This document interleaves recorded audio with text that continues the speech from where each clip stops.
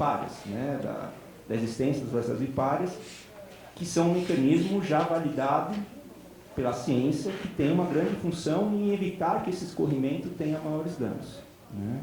E essa, pelo menos no Brasil, e pelo que eu conheço um pouco da realidade da América Latina, é uma coisa que nós precisamos avançar ainda muito, né? Essa recuperação dessas áreas, mostrar a função, os ganhos, né? Dar uma conotação também econômica a essas áreas, e daí o pagamento por serviços ambientais é uma grande ferramenta, porque para o produtor, se ele não tiver hoje o que nós chamamos de conceito ganha-ganha, ele é muito reativo a fazer, né? E também, o colega da Costa Rica falou, nós temos alguns dados no Brasil, algumas experiências já de cobrança pelo uso de água em algumas bacias, e falando pela produção animal. Se nós aplicássemos o valor da cobrança hoje aos produtores, o valor seria insignificante. Não é a cobrança que seria um instrumento de gestão do recurso, porque o valor é muito baixo. Qual a alternativa que nós teremos? Aumentar muito o preço da água e que ela impacte o custo de produção e faça ele usar água de forma racional? Será que é esse o melhor caminho para nós? Né? Porque hoje, em agropecuária, nós falamos em escalas de produção. Tem que se produzir muito para se ganhar muito pouco. Você tem que ter escala, né? E qualquer coisa que você imponha maior custo de produção vai ser um desafio muito grande. Mas tem um outro lado. Todos nós aqui, certamente, moramos em cidades, né? E somos o último elo de uma cadeia de produção de alimentos, o consumidor. Quantos de nós estamos dispostos a pagar realmente pelo preço disso? Os estudos na América Latina mostram que os consumidores não estão dispostos. Nós temos discursos muito bonitos. Eu quero alimento hidricamente correto, ambientalmente equilibrado, mas na hora de pagar, se nós formos aqui no supermercado, existe o frango industrial, de escala de produção, existe o frango orgânico, com valores ambientais, sociais, como existe o café orgânico. Eu comprei ontem o café orgânico e o café convencional. Eu paguei 50% a mais no café orgânico. Eu estava disposto a pagar por isso.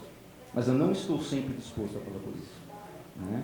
Então, a discussão também de promover mudanças no manejo da água na agricultura passa pelo consumidor. E todos nós somos consumidores. E nós estamos na América Latina, infelizmente, com problemas sociais, com pobreza, né? O Brasil se diz a oitava, nona economia do mundo. Mas nós temos pobres e nós temos um abismo social entre ricos e pobres muito grande. E a maioria não pode pagar por esses valores e não quer pagar por esses valores, quer alimento. Esse é o problema, ¿no? Quisiera seguir un poquito más esa línea de infraestructura también.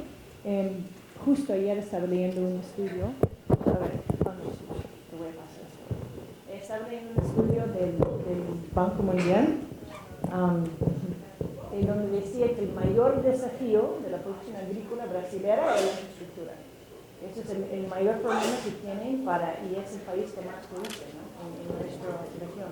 Entonces, quiero pasarte la voz sobre estos temas y qué más genera la ineficiencia en la agricultura. Bueno, pues escuchando mucho lo que decía Rodrigo y Pablo, miraba también esta mesa. Y ahí hay 5 vasos de agua. Yo el mío ya me lo acabé. Espero que los demás se tomen su vaso de agua. Porque eso también es parte de la forma en que los ciudadanos, yo sé que estamos para hablar de agricultura y agua, pero yo creo que Pablo hace una referencia bastante importante, y es cómo todos debemos ser responsables en el manejo del recurso hídrico. En este mismo hotel, para quienes son colombianos, la gran mayoría, en este mismo hotel, cuando empezó la crisis energética del país, ustedes recordarán que estábamos al borde nuevamente de un apagón. Los ministros de Medio Ambiente y de Vivienda y de Hacienda hicieron como un foro de lanzamiento de la campaña que todos vivimos en todo el país para el ahorro de energía. Y era un salón, de hecho era todo este segundo piso y estábamos más de 500 personas. Y en ninguna de las mesas pusieron agua, en las jarras, precisamente para hacer como un call to action de decir, el ejemplo tiene que pensar no solamente en la energía, sino en el consumo del agua. Entonces, me extiendo un poco, pero cuando uno empieza a combinar los elementos de género, de infraestructura y demás, yo vuelvo a los 4 puntos iniciales cuando abrimos el panel. Tema de educación. A la pregunta que hacías tú en el caso de género, nosotros en nuestra compañía, pues ustedes saben que para producir cerveza, además de agua, se requiere una gran cantidad de cebada. Bavaria importa al año más o menos unas 300.000 toneladas de cebada y quisiéramos que Colombia produjera más cebada, pero la producción máxima para el uso nuestro no llega a 1.000 toneladas en el departamento de Boyacá y parte de Cundinamarca. Y el esquema de propiedad de la tierra es de minifundio, de campesinos que van envejeciendo con una desafortunada tasa de analfabetización bastante considerable y donde el rol de la mujer, de pronto no tanto como en la caficultura, inclusive va mucho más relegado a cuestiones del hogar. Nosotros, además de buscar fomentar con el tema de infraestructura de secado, de buenas prácticas en los cultivos, de asociatividad para las economías de escala, también trabajamos el tema de género para los emprendimientos que pueden llegar a desarrollar las mujeres que hacen parte de sus núcleos familiares. Porque inclusive, y eso también puede ser una concepción tal vez un poco machista de la cultura, al menos en nuestro país, pero en los hogares campesinos, no obstante, el que lleva el dinero es el hombre, quien lo administra es la mujer. Y el rol de la mujer en esos escenarios es absolutamente fundamental. Y el poder generarle también condiciones de mayor conocimiento a nuestras mujeres puede inclusive tener un efecto mayor transformador en esas economías rurales donde el salto para salir de la pobreza no solamente va asociado a lo que se haga en el cultivo, sino de lo que la fuerza de la mujer puede llegar a realizar en materia de emprendimiento. Entonces, creo que ahí se enlazan esos elementos. Y en el caso de la infraestructura uno la podría dividir por lo menos en 2 niveles. La infraestructura, y como aquí pensamos es en la agricultura y cómo sacar los productos a los mercados de los consumidores, pasa por muchos elementos, dentro de ellos las vías. Y en el caso de las vías, para los que somos colombianos, bien, todos sabemos que hay 3 tipos de vías: las primarias, las secundarias y las terciarias. A la pregunta que se hacía frente al tema de la adecuación de caminos y el tema de las escorrentías, es un problema de política pública y de dispersión también de la producción. Cuando uno va a municipios, pues no para ir aquí a Cundinamarca, váyase uno por allá a Montañita en el Caquetá o Arauquita en el departamento de Arauca, la falta de los caminos, no solamente veredales, sino las vías terciarias y secundarias que son de responsabilidad de los alcaldes y las gobernaciones, que su mayoría tienen un problema fiscal porque la corrupción permite que se roben las regalías, y ahí podríamos seguir como hilando todos los problemas. Al final del día, ¿qué genera? Uno, que la infraestructura de transporte es ineficiente e insuficiente. Dos, que por hechos de los temas de corrupción, los estándares con los cuales se deben construir las carreteras, digamos, para atender el problema que tú mencionabas, pues desafortunadamente no se materializan. Y tres, que el gobierno nacional, en su afán de generar política pública para que el campesinado, que ha sido afectado 50 años por un conflicto, tenga oportunidades, pues obviamente se vota con una política agrícola seguramente muy ambiciosa, pero no se piensa en toda la cadena de valor, y una parte de la cadena de valor es el tema de la infraestructura. Entonces termina siendo un círculo vicioso donde, claro, uno no puede decir aquí que la culpa la tiene el gobierno siempre, pero si no tenemos la educación que permea todos esos escenarios, pues desafortunadamente, como diríamos en Colombia, no vamos para ningún Pereira. Y en ese caso, la Federación Nacional de Cafeteros, yo tengo la fortuna de ser miembro de la Junta Directiva de la Fundación Manuel Mejía. Lo que se hace en materia de educación para la mujer, lo que hizo el Fondo Nacional del Café en materia de infraestructura de las carreteras de café, es algo que reemplazó la labor del Estado y donde afortunadamente digamos, salimos adelante. Y el último punto es la infraestructura del sector privado. El sector privado dividido en lo que es la estructura, llamémoslo empresarial. Yo ahora que hablabas del frango, yo fui 8 años presidente del gremio de los pollos en Colombia y de los huevos. Entonces conozco muy bien ese tema de la infraestructura para el uso eficiente del agua. Y cuando uno va a poner a competir una empresa que tiene 5 millones de pollos en su ciclo de producción con una pequeña infraestructura que tiene 20.000, la diferencia en la infraestructura de la optimización del agua y obviamente la escala de producción y el costo con el cual le llega al productor, pues saca de mercado al pequeño, pero el pequeño en su afán de vender en un mercado local donde no hay vigilancia de la autoridad sanitaria, pues tiene unos costos enormes, no es cuidadoso con el agua y volvemos a ese ciclo vicioso. Y si uno lo lleva al caso agrícola, en el caso del maíz, de la soja, de la cebada, de la yuca, pues desafortunadamente, si uno se compara con países desarrollados, como el caso de Estados Unidos, pues desde el punto de vista de la infraestructura es dificilísimo competir frente a los productos importados y es dificilísimo competir frente a la eficiencia de recursos. Entonces, nuevamente creo que si uno tratara como de resumir el tema, claramente es un problema de política pública, no solamente hacia el fomento de la agricultura, hacia el tema de la infraestructura, hacia las posibilidades de financiación. Dos, la responsabilidad del productor y de los consumidores de ahora no solamente consumimos productos orgánicos, sino deberíamos consumir productos que tengan como digamos un plus por su estándar de consumo de agua, sea para el riego, sea para el uso, digamos en el caso nuestro, nuestras plantas están muy por encima del nivel mundial en el uso eficiente del recurso para la producción de un hectolitro de cerveza, y por supuesto el tema de la educación, porque hoy, y por eso hablaba de mi hijo de 8 años al principio, porque es que nosotros ya estamos, pues algunos lo suficientemente grandecitos, pero el problema son las generaciones que vienen por el recurso que se puede llegar a perder.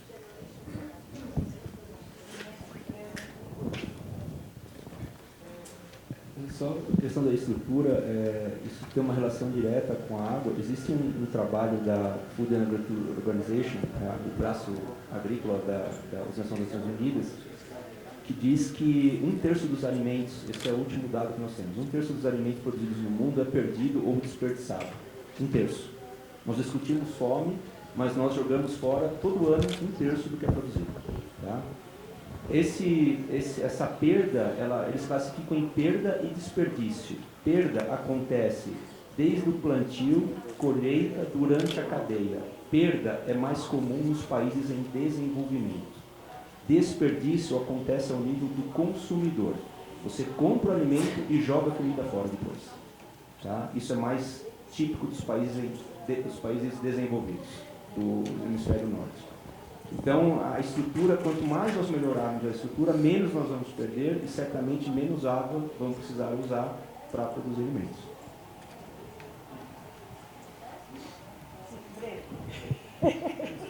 Nos motivó y ahora ya no. Sí, estamos motivados. Para complementar un poco y haciendo referencia a lo que mencionaba José, que lo respondió muy bien Julio respecto del uso eficiente del agua. Mire, yo creo que eso es normal, lo que se ve en Costa Rica, se ve en Colombia y se ve en cualquier país de Latinoamérica.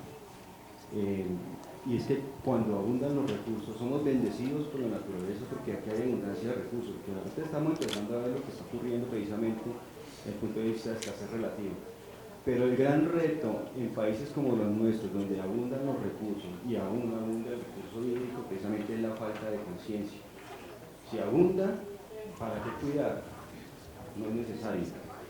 Entonces ahí viene un trabajo muy grande que lo mencionaba Jorge, la educación es fundamental, pero no solamente la educación por sí sola, sin estrategia, sin metodología, sin un equipo con la competencia adecuada, que brinde un acompañamiento adecuado, con un equipo multidisciplinario que lleve conceptos, que acompañe, y sin que tenga también una estrategia de sensibilización, porque yo puedo educar, pero si no lo sensibilizo primero, ¿sí? No le toco esa fibra humana y luego sí le doy conocimiento clave para que él mejore, no va a ser posible. Miren, nosotros en el diagnóstico encontramos algo que de cierta manera se conoce, pero que fue, pues que nos dio mucha más sorpresa desde el punto de vista de los niveles de adopción. Nosotros en la Federación Nacional de Cafeteros tenemos un buen servicio de extensión, un esquema de acompañamiento y un muy buen esquema de formación desde el punto de vista de lo que es tecnología café. Y son muchas horas hombres, muchos profesionales actuando y se han logrado muchas cosas. Mire lo que Jorge reconoce y yo creo que el país lo reconoce. Pero cuando uno ahí mira desde el punto de vista de adopción de tecnología, de buenas prácticas, de conceptos, nos estamos quedando cortos. Siempre falta algo. Y el faltar algo implica que hay brechas y hay que identificar muy bien esas brechas. Y esas brechas entonces empiezan porque si yo genero una tecnología, al primero que tengo que sensibilizar y saber transferirse al técnico, al que acompaña. Si él no se apropia en una tecnología no aprende a manejarla, ¿cómo va a poder transmitir a un caficultor y llegar a que él adopte? Entonces yo creo que es la mezcla de muchos aspectos. Gracias. Bueno, vamos a cambiar el tono un poquito. Hemos hablado de nuestra responsabilidad sobre la seguridad hídrica. Ya sabemos que 1/3 de los recursos de agua dulce en todo el planeta están aquí en nuestra región, ¿no? Entonces tenemos realmente que ser responsables nosotros mismos, ¿no? Pero además de esto, la seguridad hídrica nos va a impactar antes que la seguridad alimentaria, aunque los dos son sumamente importantes, ¿no? Pero todos se saben que pueden vivir más días sin comida que sin agua, ¿no? Entonces tenemos que regresar un poquito a propósito de este panel. Y quiero preguntarles sobre, ya hemos hablado bastante de la teoría y los desafíos, pero quisiera levantar ejemplos de agricultura sostenible que son escalables, ¿no? Pensando siempre en este tema de agua. Y quiero poner la primera pregunta a ustedes, o el primer ejemplo, mejor dicho. El primer ejemplo de esto, ustedes deben tener varios. Levanten la mano.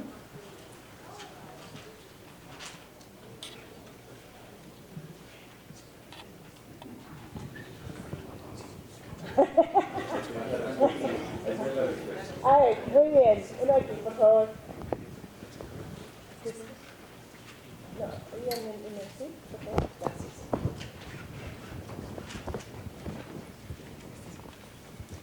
Bueno, ejemplos, Alejandro Hernández de Chiapas, México, trabajando con TNC. Bueno, en Chiapas hemos desarrollado un modelo que nos gusta llamarle paisajes y comunidades resilientes, en el cual usamos cuencas pequeñas y atendemos de manera integral la problemática. Entonces, trabajamos con seguridad hídrica, seguridad alimentaria, reducción de riesgos de desastres por eventos climáticos basados en la resiliencia de los ecosistemas. Y hemos logrado incrementar, por ejemplo, la producción de maíz y frijol usando agricultura de conservación combinada con otras cosas. Hemos duplicado la producción de maíz, frijol, y hemos incrementado la producción de leche en un 30-40% usando sistemas silvopastoriles. Y a mí me gusta mucho usar el ejemplo de los sistemas silvopastoriles porque Chiapas tiene 7 millones de hectáreas, de las cuales 3 millones son ganadería extensiva. Nosotros hemos logrado impactar alrededor de 17,000 hectáreas. Entonces nuestra meta de trabajo, nos encantaría trabajar con los 3 millones de hectáreas en Chiapas. Podríamos liberar el 60% de ganadería extensiva y reconvertir en bosques riparios, plantaciones maderables, frutales, forestales, recuperación de bosques en laderas, ¿no? Entonces, estamos trabajando en eso, en cómo llevamos a escala esos esquemas de producción, trabajando con el gobierno, empresas, universidades, centros de investigación, y creo que es un ejemplo bastante bueno. Gracias. ¿Otros ejemplos? Muy bien, si no se levantan la mano, ponen su donación a tnc.org y ya terminan el panel, ¿eh? Muy bien. Mi nombre es Pedro Moreno, soy el director del Fondo Agua por la Vida y la Sostenibilidad del Valle del Cauca. Pues los ejemplos están, aquí veo a Juan Carlos de Bavaria, con quien trabajamos de la mano en unos sistemas de reconversión de ganadería sostenible, más amigable con la naturaleza, con comunidades indígenas.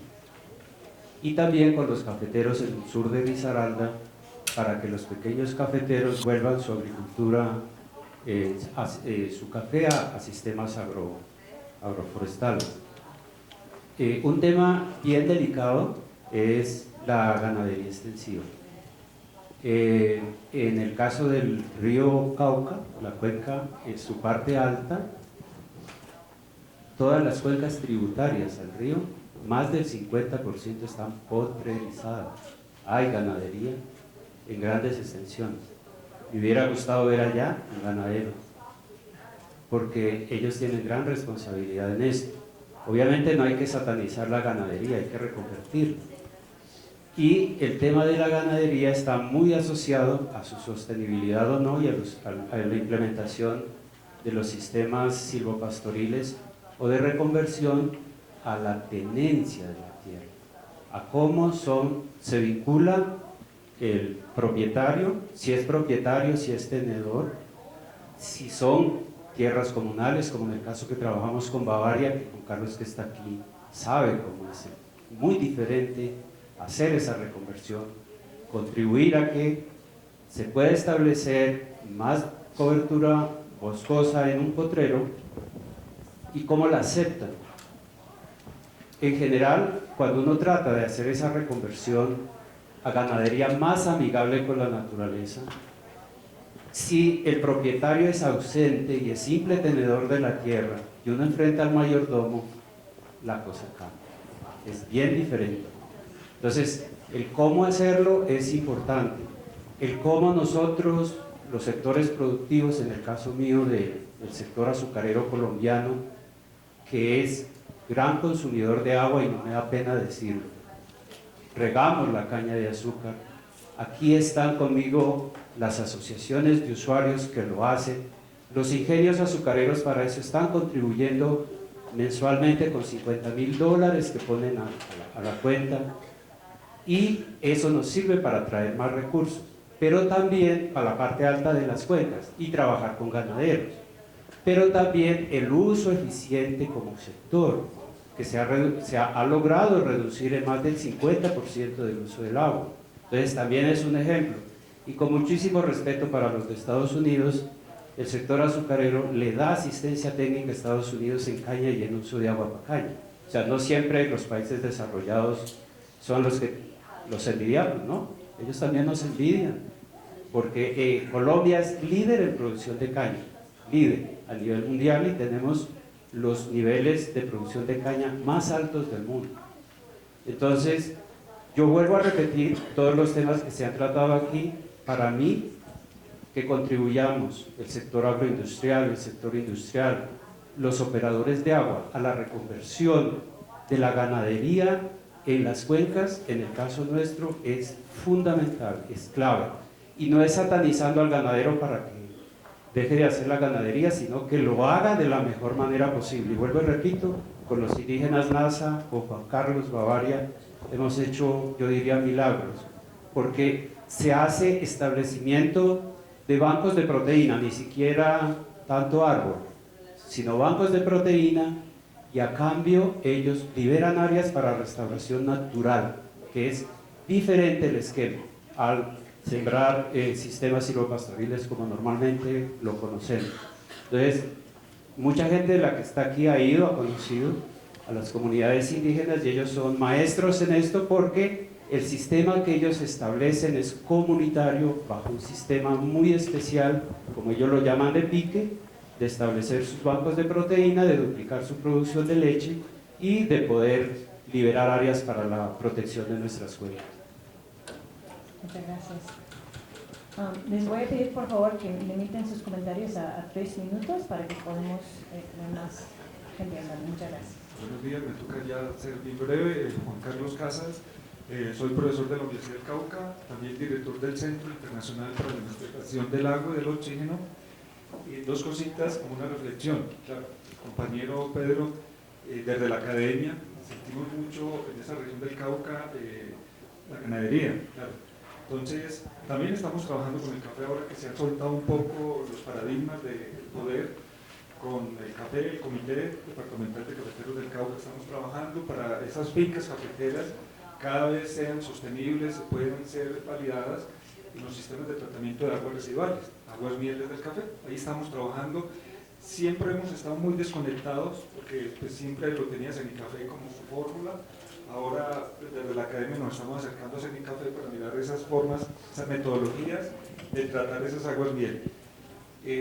Falta mucho, parece, acercarnos ahí. También en la ganadería estamos trabajando desde la academia con vertimientos en las centrales de sacrificio. Es horrible ver los vertimientos siglo XXI plena vía. ¿Dónde voy con los ganaderos? Entonces, el INVIMA en Colombia internamente les cierra la planta. Nosotros preocupados por el vertimiento. Entonces, todos esos actores estamos dispersos. INVIMA no entiende, cada central de sacrificio entrega una cuota a Fedegan, pero INVIMA desconoce los procesos internos les cierran el matadero y nosotros botando las aguas afuera. Entonces es un poquito como esa voz de alerta de que también faltan muchas cosas y que ojalá en la medida que se pueda la academia también está ahí para levantar información. Gracias. Muchas gracias.